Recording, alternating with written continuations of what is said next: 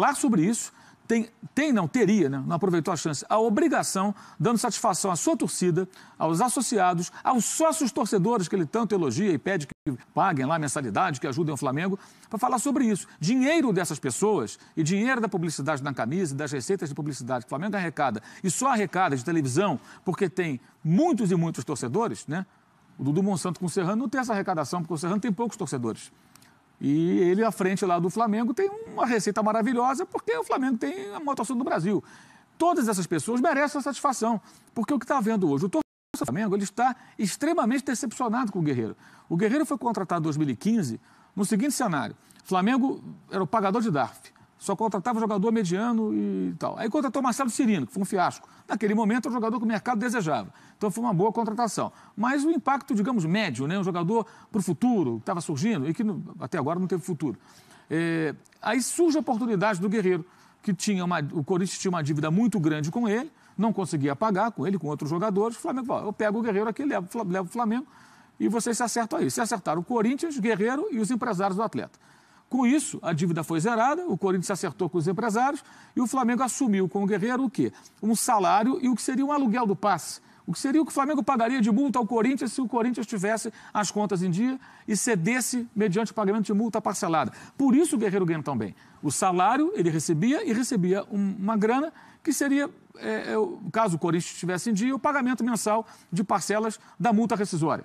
Então, fez um salário poupudo. Veio a custo zero por direito econômico. Exato. Não teve, então, estava tudo embutido. E ficou tudo para ele por quê? Porque o Corinthians devia a ele. Assim, ele pôde recuperar parte, ou a totalidade do dinheiro que o Corinthians tinha que pagar a ele, que era muita grana, né? E ele já forçava a barra para sair, pedindo ao Corinthians muita grana, porque ele sabia que ele não ia renovar, que ele não tinha saída. Foi uma saída boa para todo mundo. E qual foi a importância do Guerreiro? Para a autoestima do torcedor. Na época, deu retorno financeiro, técnico, Maracanã encheu algumas vezes para que ele fosse, para a torcida queria vê-lo, então deu renda boa, sócio-torcedor cresceu, tudo isso foi bom no primeiro momento, mas o final dele no Flamengo é muito ruim. E é incrível que o presidente do Flamengo não consiga ter uma postura de presidente do Flamengo, falando claramente sobre a situação do jogador. Não vai jogar mais pelo Flamengo, sai custando muito dinheiro, retorno técnico baixíssimo, e ele fala de uma maneira que parece que é o Flamengo que tem. Não, estamos esperançosos de renovar. Esperançosos do quê, gente? É quase uma humilhação, é quase que se abaixar a cabeça para o jogador de futebol. Como um clube pode ficar numa situação dessas? É constrangedor. O Flamengo começou a ser derrotado hoje nessa entrevista patética de Eduardo Bandeira de Mello, antes do jogo entre Flamengo e Grêmio, falando sobre Paulo Guerreiro. Parece que o Guerreiro é maior do que o Flamengo. Eu imagino como o torcedor deve estar se sentindo, vendo essa entrevista agora, que eu não viu mais cedo, e juntando isso com essa atuação patética do time diante do Grêmio, que venceu por 2-0. Hoje cedo eu falei com a pessoa do clube, que me falou o seguinte: não quis viajar. Não quis viajar. Aí consultei um advogado especializado, nosso amigo Quiminazo, que sempre participa aqui do bate-bola, e João Henrique, e ele falou: olha, o jogador tem que viajar. Se ele está lesionado, ele tem que viajar, faz tratamento. O Flamengo ficou lá esses dias todos e, estando em condições, ele entra em campo, não. Os exames constataram um edema, ou seja, algo que poderia, em tese, ser tratado para ele se recuperar. Ele não quis viajar. Até entendo que o Flamengo não queira esticar uma briga, porque o jogador vai embora mesmo, né? Poderia tentar aplicar uma multa, a Lei Pelé não prevê isso, mas aí tem brechas na justiça, ele me explicou que poderiam tornar isso viável.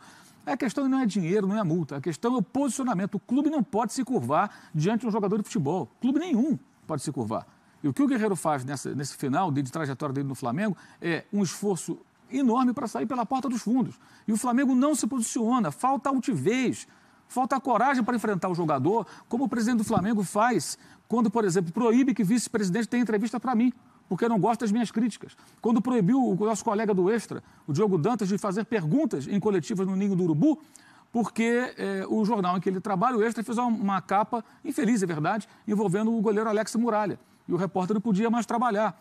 Como já proibiu outras pessoas de fazerem certos trabalhos porque não gosta da cobertura jornalística. Se o Eurico Miranda fizesse isso no Vasco, o que aconteceria?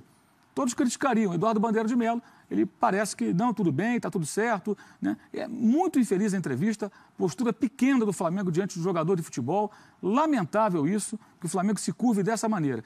Lembrando que o Guerreiro, ele é agenciado pela OTB, que também que agencia o Scarpa, agencia também o Zeca e agencia também o Arão. Esses três jogadores coincidência ou não, são jogadores que saíram brigados dos seus clubes. O Zeca até fez um acordo porque estava perdendo na justiça. O Scarpa briga até hoje com o Fluminense, está lá no Palmeiras, sabe-se lá até quando. E o Arão briga na justiça com o Botafogo até hoje, segue jogando no Flamengo e o imbróglio jurídico se arrasta. Não sei se é coincidência ou não. Mas eu não posso aceitar que um jogador, um homem experiente como o Guerreiro, seja influenciado por empresários. Né? Como, por exemplo, eu concordo com ele. Não dá para engolir que o Guerreiro, um macaco velho desse, jogador de 30 e tantos anos, espera aí, que jogou na Alemanha, jogador de Copa do Mundo, veio um empresário, se fosse um menino, de repente o empresário faz a cabeça, o empresário, sei lá, com outra intenção, querendo fazer um negócio, mas não é o caso específico. Se o Guerreiro tem essa postura, é dele a responsabilidade.